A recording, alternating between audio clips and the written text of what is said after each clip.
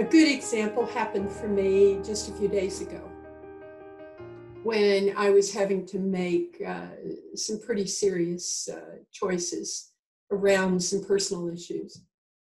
And I have learned over the many years, and it took me a while to learn it. It's like exercising a muscle that hasn't been used.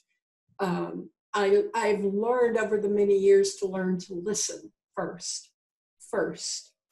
So what I did is I went out and I sat down in a chair on our deck that's right next to the forest. I mean, we're in the middle of the forest.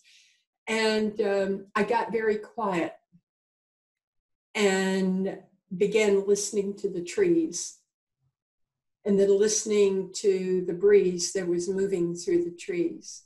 But the overall experience was one of pure peace.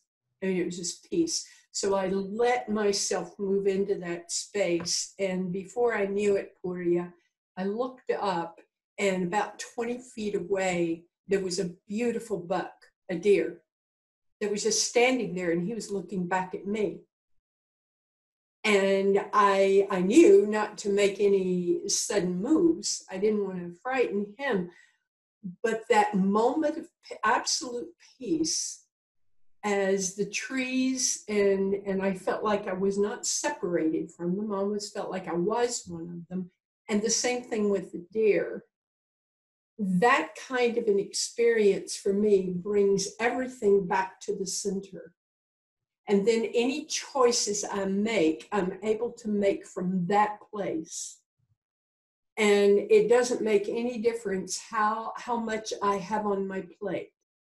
Once I'm in that place, the breathing, the listening, then I'm able to move out and make choices that are much more mature and much more likely to cause a difference in a good way than if I'm in a place of chaos. Another thing I've learned to do, and it's something that we actually teach in our workshops, it's so simple, is when I let's say, usually about 3 o'clock in the morning, I've started organizing the world in my head.